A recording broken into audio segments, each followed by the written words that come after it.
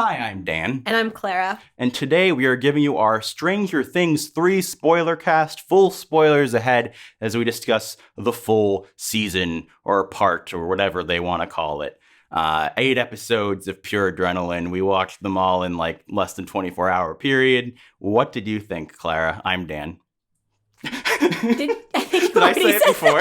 Whatever. You're Clara. Just a Pokemon now. Yes. I think that might have been my favorite season in terms of just complexity of the show. Yep.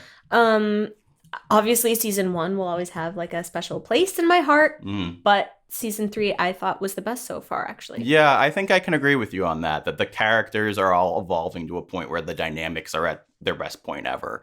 And I think that this also was a really good season for horror and for action and all that stuff, too. Yeah. I think they really are stepping up their game.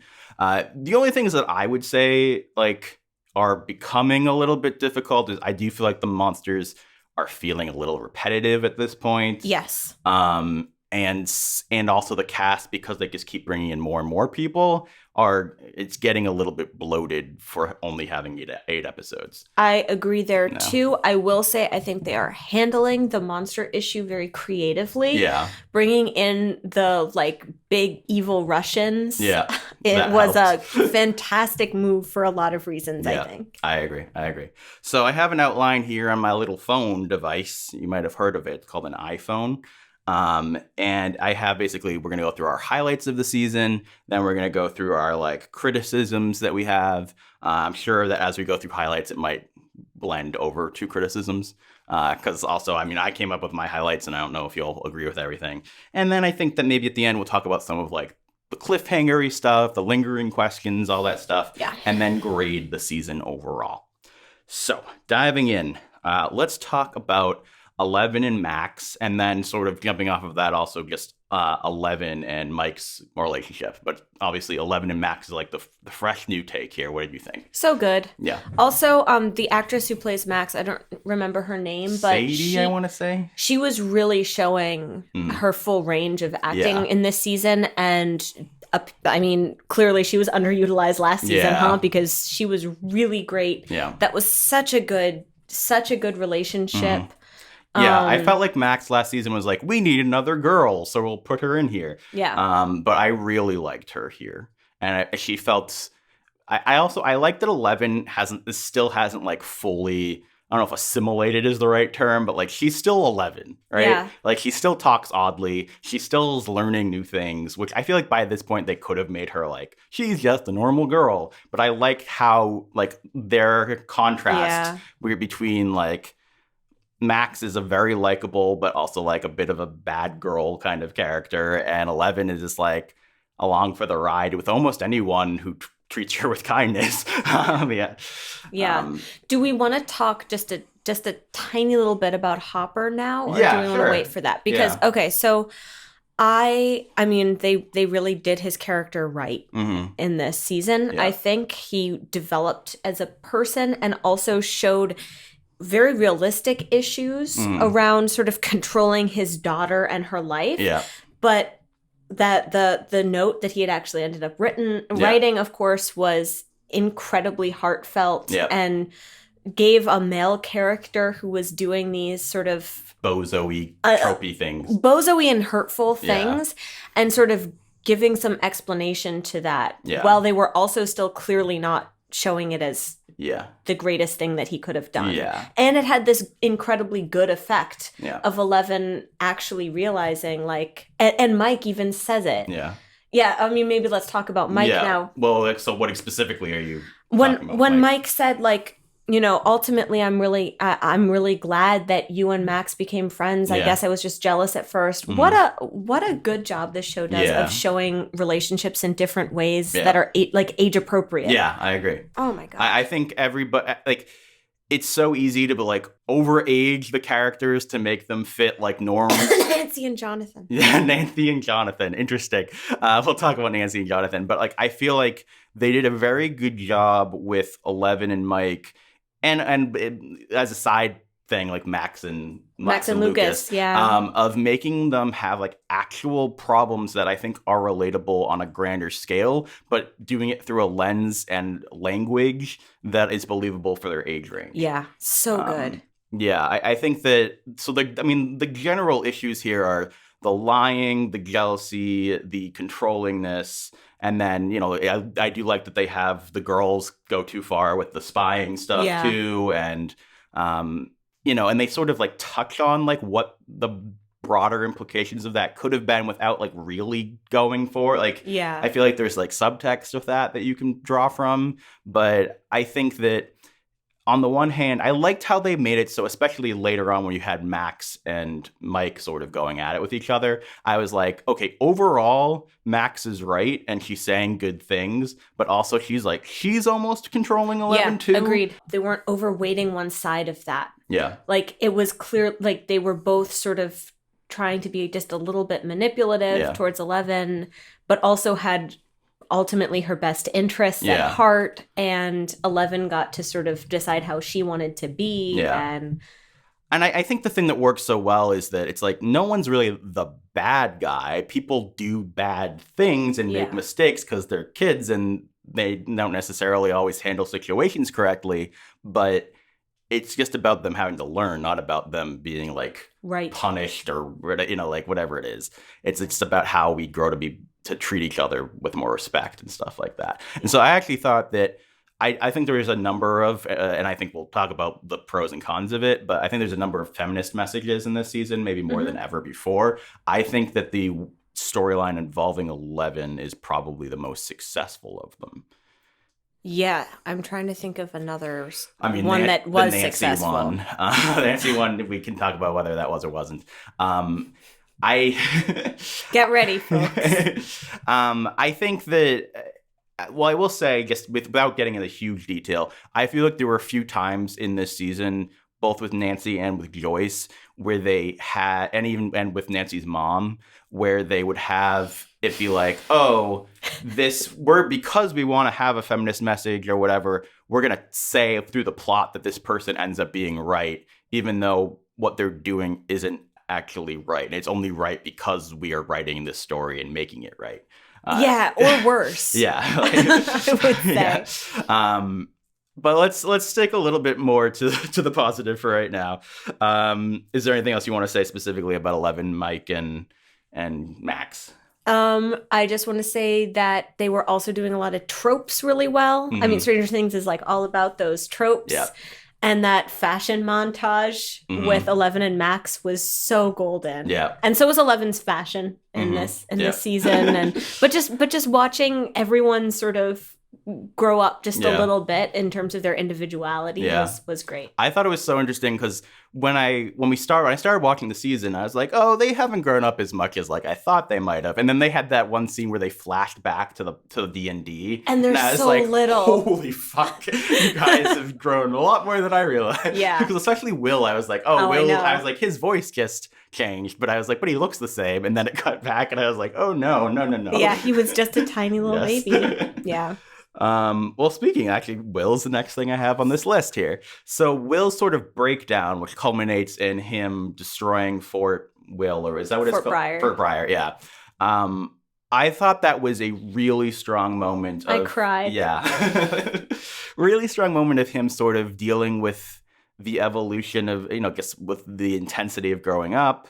I question to you, is it just supposed to be that he is like sort of falling behind and is not as hitting his maturity as early or puberty as early as the rest of it? Or are they hinting at like, I know that from the beginning they had like slight hints about is he gay? So like, I don't know if you're supposed to take all the girl stuff as he can't relate because he is gay, or if it's supposed to just be I'm the younger one and I think we don't know. There definitely was all that like those bullying sort of remarks in season 1. Yeah. But no one who is saying anything caring has said anything. So that's the thing. I didn't know if like the show was trying to hint at their future possibilities or if it was just like, oh, back in the 80s, people made fun of people for being gay more. I don't know. Yeah. I would sort of I would assume that since I don't think they would just have those comments in as a show that's sort of trying to be like thoughtful. I don't think they do that unless it was building to something. Yeah. But I don't know. I mean, I think it could just be building to the fact that he is a more emotional, feminine guy, and that people didn't really know how to handle that at that period. I mean, they still don't, but even more so. I feel like it could go either way. He definitely, I think that the main struggle is his sort of disconnect from the rest of them that have moved to a different stage in their life. So I could sort of honestly see it either way. And I think that at least for me, the main takeaway I had was him feeling just a major disconnect from the past, which was a past that he really cared about. Yeah, especially because of his trauma. Yeah. Oh, that scene was like gut-wrenching. Yeah. That was really so good. And again, I think they did a really good job of, like, I understand why Will was so upset and why he was so angry, but at the same time, I don't feel like Mike and Lucas actually were that bad either. Like I get where they're coming from, and they like did attempt to make it right multiple times. Yeah. And like Mike was multiple times checking in on Will and how he was feeling about like I think they found a really good balance again where no one's the bad guy. With those kids, they've really managed to make kids have kid problems that are obviously also much bigger. Yeah. And not be obnoxious about it. Yeah. Where you do feel like you're watching a group of good kids try to handle life. Yeah. That's what I think that's what they do best. Yeah, that's where they shine. So let's talk about Nancy and Jonathan, which of course will, for Clara especially, land in some criticism areas. Personally, I think the highlight for their storyline was their argument in the car. Yes. And I will just throw out that one of my criticisms that I have is I think that's Jonathan's only good moment in the entire season. Yeah. And he's just like Nancy's like accessory. Yeah. It's horrifying. Yeah. And I would say that goes into season 2 also. I think because the thing is, I guess I think it's so weird how we left season 1 and I was like, I remember being so upset that Nancy ended up back with Steve and she wasn't with Jonathan because I fucking loved Jonathan and I hated Steve. And of course, everybody, like, it's obvious they did a fantastic job of completely reconceiving or, retooling Steve in a fantastic way. But in addition to that, they really brought down Jonathan to almost a non-existent character. He is there is to tag along with Nancy and to feel bad about Will or whatever. And I felt in this season, he didn't even interact with Will. Did he have any dialogue with Will this entire season? He had stuff where he was worried about Will. Yeah, but do they talk? I don't know. Yeah, I'm not sure. So that's the thing. I think that the scene in the car reminded me of why I liked Jonathan in season 1, because he was a little bit of a flawed but understandable character back then. Like the whole thing, like it really harkened back to the scene that made me really like them in the first place in season 1, where it's like they're going through the woods after the shooting and everything, and he's like talking about her privilege and stuff like that, and also he has a bit of disdain and all. Like he's likable and understandable, but also kind of a dick. And I think that like they were both in a place where they were both flawed and they were learning together, and I thought that worked really well. And so this was the closest I think we've gotten back to that. What do you do? I'll let you go for a little bit. Oh, I mean, I would agree. So here's the thing. So when that scene happened in the car, I thought finally. Nancy has gotten the feedback she needs. That she's not perfect. That she can make mistakes. And that even if this thing, which we knew, even if the thing with the rats ends up being an actual thing, she's still messed up by not valuing Jonathan and his life. And then they just stole that. Like they just took that away, and then they tried to give some sort of like bullshit feminist understanding where she talks to her mom, who's like, yep, women have it hard in the workplace. You just have to work. Like this corporate feminism that's like, the important thing, Nancy, is that you try to get ahead and don't let Jonathan hold you back. It's like, what? And then her mom is a fighter all of a sudden? No, that was... Her mom is they flip flop on whether her mom is terrible or actually a good mom like every 5 seconds. But they didn't need to. But they didn't need the mom. They don't need the mom. Yeah. What? Why is her mom what? Yeah, I felt like they were in a weird spot with the mom where they were like trying to make her more complex this season, but just didn't have the time to like actually spend with her to make that work. And also had done such a poor job with her in the first 2 seasons where it's like almost you can't fix it, right? But it's okay. But that's fine. They have plenty of characters, as we've said. Yeah. I think that I'm a little less negative about it than you, because I think for me, like Nancy definitely feels bad and feels like she screwed up in a number of ways in that conversation. She never apologizes to Jonathan. She does, actually. When she first goes back to Jonathan, she goes, "Look, I shouldn't have said that you were like them. I know I was wrong." Okay, but that. then he immediately says, yes. He immediately says, "You don't have to do that. I was wrong. Yes. It's all my fault." Yes. And she basically, and then she says, "Well, from now on, just know, like, I'm always right." Yeah. And the scene ends, and it's like, but you weren't right. Yeah. You were right about the rats. Yeah. That doesn't make you right about how you treat your boyfriend or how you like engage with ideas of privilege. Yeah. You don't get to just be a woman and say like, I'm always right. Yeah. Like, what? And that's what I felt the same way a little bit about Joyce, even though I actually think this is my favorite season for Joyce overall. But at the beginning, when we were having the Nancy Jonathan thing, and then we were also having Joyce kind of treating Hopper crappily, I felt like. Mm-hmm. Hopper wasn't handling it well either, but like she was not acknowledging that she completely just left him hanging. And then it was like, oh, but the show, once again, with both Nancy and Joyce, the show proved that what they did was right because ultimately something bigger was going on and they both realized it. Yeah. So at least with Joyce, I think they made you feel really bad for Hopper. Like the show seemed to be okay holding those two things in balance. Yeah. Like Hopper needs to, and Hopper gets that like Joyce is having some serious emotional stuff going on, and so she can be right but also be treating Hopper poorly, and like the show definitely highlights that. When do we get the idea? All we got was a flashback to season 1 of Jonathan being a dick. Yeah. Instead of it being like, no, Jonathan's really right about this. And Nancy needs to calm down and not assume she's always perfect. Yeah, I mean, it was interesting because I kind of had a bit of whiplash when that scene occurred. At the car, where I was like, oh, they were just interns, and she felt like she should be being treated better. Like I thought they were actually working there. So like, especially when they add the level of like, oh, we just started there as summer interns. Like I was like, oh wow, you really were that upset. Like I think that they should have, and like yes, they were showing that there was sexist behavior going on, but honestly, not that much of it was directed directly at her.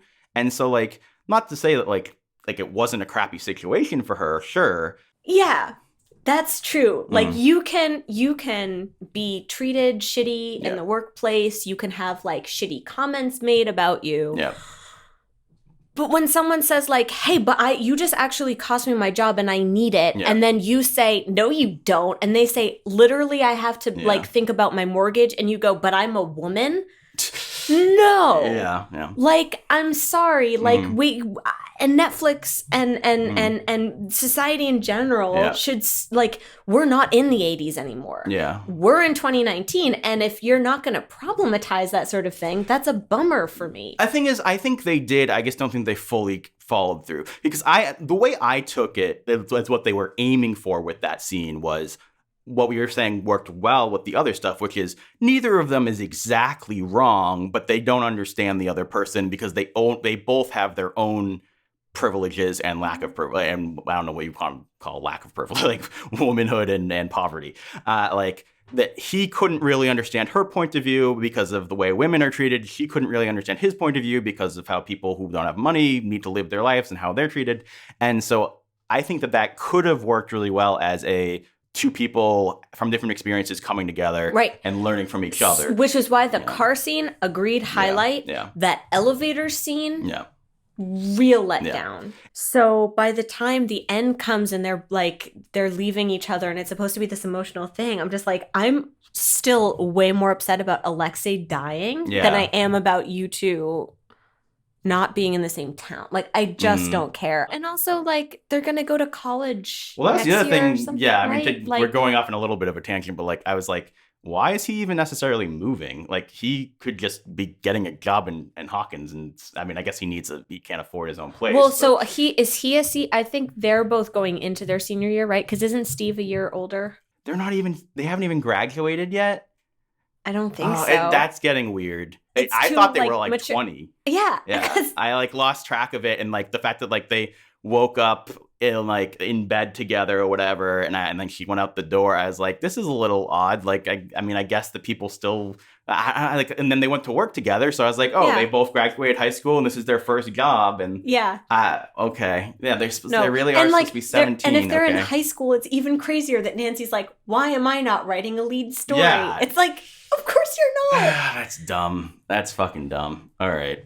So anyway, that's my problem with them. Anyway, other positives, highlights. Again, I sort of touched on this before, but like the horror and the action, I thought worked really well this season. Specifically, calling out everything with Billy. Billy's a good actor, whatever his name is. That's really good. I'm glad that they were like, okay, we obviously like this dude. How can we use him? Because obviously he was not great last season. Honestly, he was just how he was. Yeah, like I didn't get much out of him in season 2, and I think they did a fantastic job with him, both Billy as a developed character who has a nice ending here, but also just his imposing force and his, the whole sauna situation. I want to see him in so many more horror movies. He was great. He did that so well. I thought the stuff in the hospital where they were chasing Nancy was really good. That was scary. Yeah. Obviously, the rats exploding, all of the the people eating fertilizer was really creepy. Yeah. I liked that it was interesting that they like went with this zombie thing, and then they kind of just like dropped it. Like, I thought we were going to end with like hundreds of zombies attacking them. And I kind of wish we had. Same. And also, the time, so like 11 sees that box of Lucky Charms. Oh, also I feel like the season had more product placement. Oh, yeah. So, and I was just at Target, and like everything is like, we've re-released the 1980s versions of these things. I wonder why we did that. Anyway. Even the radio is like, we're doing 80s music July 4th. And I'm like, I wonder why you're doing that. So 11 sees the box of Lucky Charms and sees the rainbow and like has that flashback to her mom. Mm-hmm. I thought it was going to be, because they just done that thing of like, we are Legion. Mm. I thought she was going to be like, I need to call in my friends, like the Super Squad. Yeah. And then that's how they would bring them back for one episode. I don't think they ever want to bring them back, because I think people reacted so negatively towards them. So I was really surprised. Yeah. And then they like did the thing with her mom instead. But knowing that they did exist was sort of a weird, like, you should have called your sister. Yeah, that's a good point. I mean, I will say in general, people really hated that episode last year, and I did not have nearly as negative a reaction to it as other people. I was very neutral. Yeah. The other thing about the zombie thing is, I was like, well, of course, there has to be somebody within the group that we don't know is a zombie, but has been this entire time. Like that trope, I thought so too. And then they just didn't. And I was like, I mean, it is a trope, so I'm like kind of whatever about it, but yeah. I also thought that the little Mike's little sister, that time when she was like looking at the trees, I thought she was going to be a zombie, and then the mom would die or something, because they'd been actually doing stuff with her character. Yeah. That would have been interesting. Whatever. I like their dad. He's something, all right. I liked his pants at that festival. Well, okay, so this actually reminds me of one other criticism that I wanted to bring up that I didn't write in the outline originally, which is, I think that they did an odd job with, there's this term, I mean, it's kind of obvious, but I don't know if you've ever heard of it. It's called progressive disclosure, which is what you do in storytelling, where it's like, oh, okay, here's the like broader mythology or the secrets or whatever, and we're going to slowly tease out little bits of it throughout the season. And I feel like we spent far too long where the audience knew so much more than the characters did. Yeah, it was weird, because it instead of it, well, although they kind of do this a lot. Mm. So, like, actually, almost every season they've done this, where each subgroup has the piece of the puzzle, and they all need to come together. Yeah. But also, like, knowing that, and this didn't really bother me so much, but, like, knowing that in season 3, like, they should just have if any one of them notices something weird, shouldn't they call the other ones earlier? Yeah. Yeah. I just feel like there was like very few times where there was actual surprises this season. Yeah. And like, obviously, like from the very beginning, we as an audience knew Russia was involved and like what they were doing, basically. And, you know, we saw Billy. And like I said, there was no surprises of other people that we didn't know. Like we saw them knock out the parents. Yeah. We basically knew pretty early on what was going on with the mayor. And so I just felt like, and like I wasn't exactly shocked that Alexei died. Like that was a big moment, but yeah, I was not shocked. I was just like this the entire time, waiting for it. Yep. But I do think that they did some good stuff at in the final act that I felt like I didn't necessarily expect stuff with Hopper. I definitely didn't. I mostly didn't expect them to move away. That was the biggest thing for me. That was surprising. Yeah, me neither. But I remember when Hopper was like, I want to make sure this feels like a safe place because I know you've thought about moving away. I was like, why don't you all just move away together? It's Hawkins. We love Hawkins. Well, especially like it's 11. Like get 11 away from Hawkins. Yeah. Can you do that? Can you go somewhere else so no one knows where Elle is? That's fair. That's a fair thought process. Do you want to say anything more about Alexei? I do have him under the highlights. Oh, he was great. Yeah. Very fun character. I thought it's also, I mean, obviously he's still not exactly necessarily a good guy, but it was good to at least have a positive Russian character given how like cartoony everything else was. Yeah. Yeah, no, that the idea isn't like Russians are bad, but it's like these are the bad Russians. Yeah, these are some bad Russians. We're fighting bad Russians. What a great trope. Yes. Oh, and also the like Terminator Russian guy. Oh was my God, awesome. so good. All the stuff with the Russians, I would say, was a major highlight for me. Yeah, very, very fun. And so we talked a little bit about Joyce and Hopper. I don't know if there's anything else you want. I mean, I just think that their charisma, their bickering, all that stuff worked really well this season. Yep. So let's get into what I call the Mall Squad, which is Dustin, Steve, Robin, and Erica. You're not calling it the Scoop Troop? Oh, is that actually a thing? That's what they were calling themselves on the radio. That. Okay, the Scoop Troop. I apologize. I think clearly a highlight of the season. A highlight of the highlights of the season, I think that they found a really good balance here. Obviously, they found out that they struck gold with Dustin and Steve last season, and they really went for it hard here.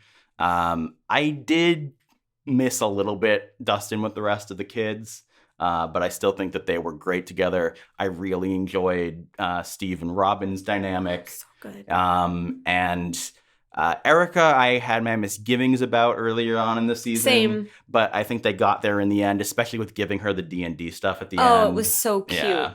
Honestly, once they made clear that Erica was like actually kind of nerdy herself, it was really great. Yeah. Because before that, she was just kind of like a dick. And I was just like, oh, why do I care about this person? So, I really liked her. So I think that added a nice extra layer there. Let's talk about, I mean, for me, definitely a highlight was the Steve and Robin like drug stuff. And let's talk about the big reveal of... Wait, can I say something actually before that? Yeah. I thought the highlight was when they're trying to get the scissors when they're tied up. A great trope moment. And then they fall over. And then Robin starts laughing. And they both laugh at how ridiculous the situation was, which is so good for both their characters. They're such a good pair. Yeah. So good. They definitely... I feel like it was a tall order whenever they were trying to cast Robin, I'm sure, to be like, we have to find the appropriate match for Steve, who has become such a fan favorite. And I think they did a fantastic job there. So good. Shouldn't be surprised. Their casting director clearly is the person who deserves the biggest Emmy on the show. But what did you think about the reveal of Robin? I assume we're saying straight up that she's a lesbian. I think so. Okay. Okay, so first I like that because are there any openly gay characters on the show? There weren't, right? Okay, so good. No. Also cool to have a lesbian character. I'm a little torn, to be honest. So that's what my brother was saying, who binged it with me. I think if I take my heart and like my feelings out of the situation, my brain goes, that's really cool, great for representation, and on top of that, great that they have this platonic male-female friendship. And great for Steve's character that it's not a big deal to him at all, that they continue to have this great friendship dynamic and that he has like a partner in crime now. Mm-hmm. That's all great. But on my feelings side, I feel like I had the rug pulled out from under me. And so it's like, yeah, Steve got over it a lot quicker than I did. Yeah. Isaac, my brother was saying basically like, it's really great, but God, I wish like Steve could just have that's something the other good. Thing. But so here's how I think. So I think that in some ways it was kind of a foil for Mike and 11. Mm-hmm.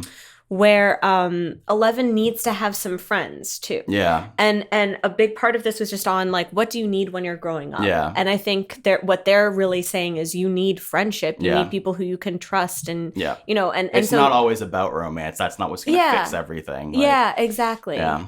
So I think it's really important that Steve has friends, especially that he has a female friend, I think, because I mean, from what we sort of know about his character prior to this, he was just like sort of a womanizer. Like he loved Nancy. He did have that female friend who was a dick. But I don't know if they were really friends so much as they were both cool together. Notably, Nancy and Jonathan, no other friends. Yeah. Good point. After Barb died, she's like, I'm out. No more friends. Yeah. I clearly ruined their lives.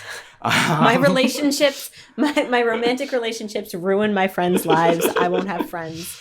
It is a show that is such comfort food that, like, I almost don't want them to defy my expectations sometimes. Whereas, like, I was like, oh, that's smart and cute that they did that. But also, I just wanted them to get together. So, like, I really liked it. It actually made me happier. I was actually really frustrated that they were going to give Steve a girlfriend so soon. Because I don't want that to define his character. Yeah. Also, like, okay, they've done some good relationships, but like so often it's a sort of just like, will they, won't they? Yeah. Now they're broken up. Now they're back together. Now they're fighting. I'm just like, oh my God, can they just have some friends? Yeah, I get it. And I think their dynamic's right, especially like I love the ending with them, God, you know, going to the rental store and all that stuff. I thought that was great. I like Robin so much. And I think Steve's arc actually is the best of the season, probably, with him overcoming his past baggage and growing as a person. Yep. Well, let's talk about the musical number at the end there. What did you think of that? All right.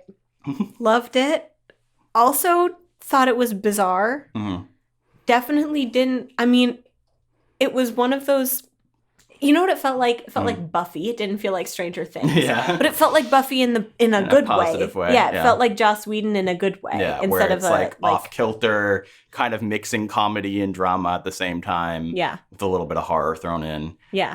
I thought it worked pretty well. I think they did a pretty good job of making me I don't know if uneasy is the right word, but like back and forth with whether Dustin actually had the girlfriend. I mean, I definitely thought for most of it there was a certain definitely a possibility that it would turn out that he did, but also I could have seen it going either way.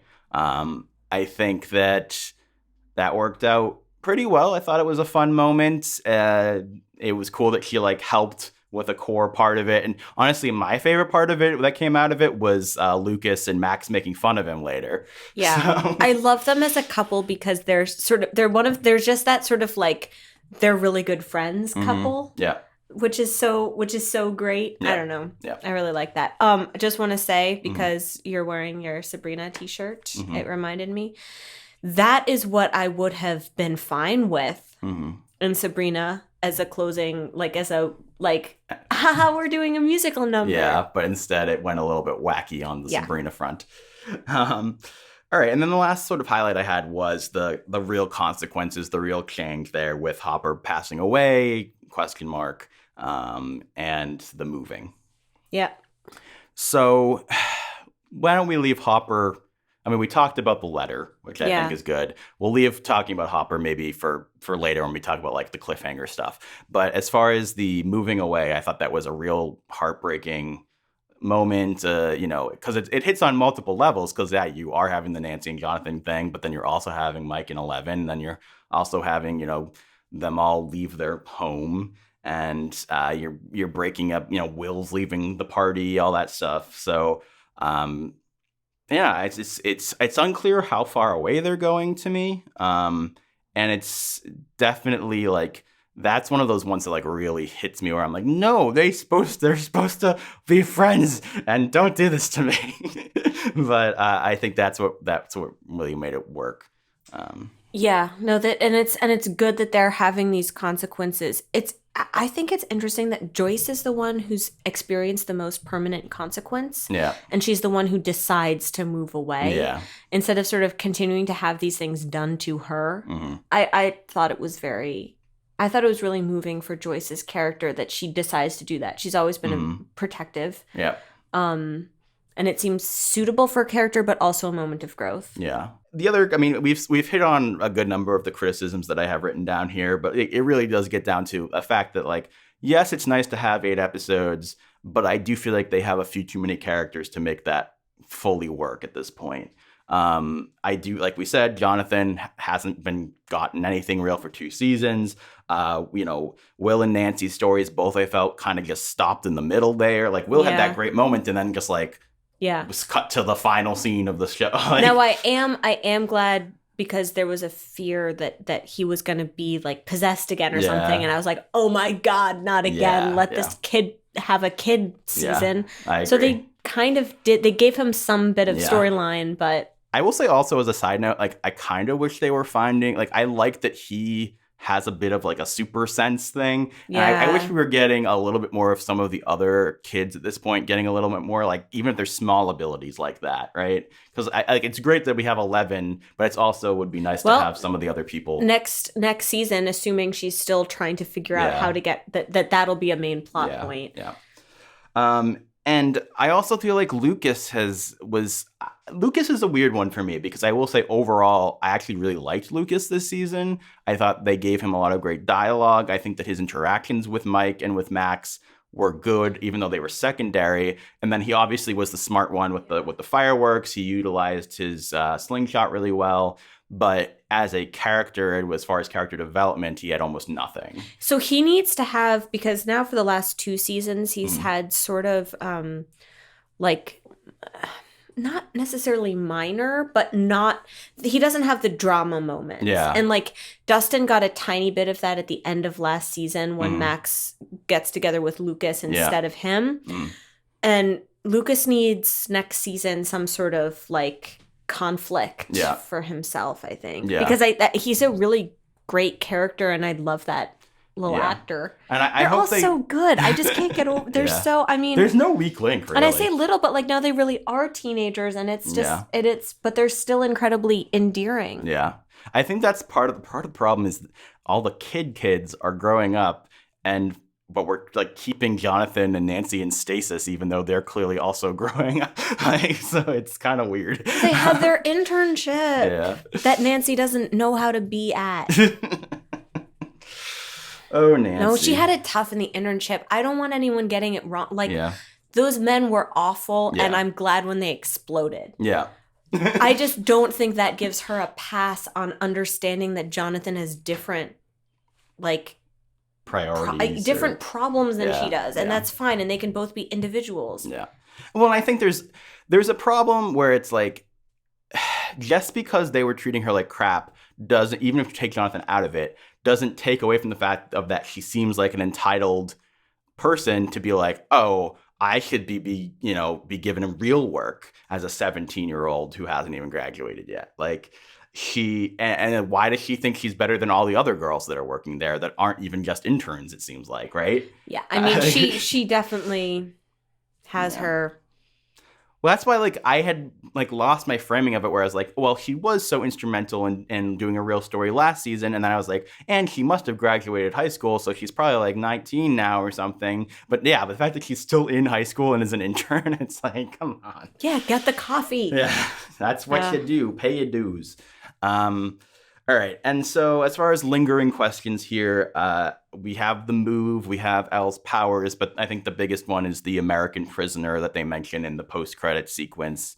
I think it's not Hopper. Yeah, I've seen the one that I saw that I thought made a lot of sense would be El's father, the Papa character. That makes a ton of sense. I love that. That's good. I think that's pretty smart because it's like, how do they get as much information about all the Hawkins stuff as they did? He would be, and we got hints that he was still alive.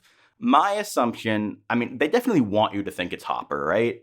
But I still, even though I don't think it's Hopper, I still think Hopper is alive.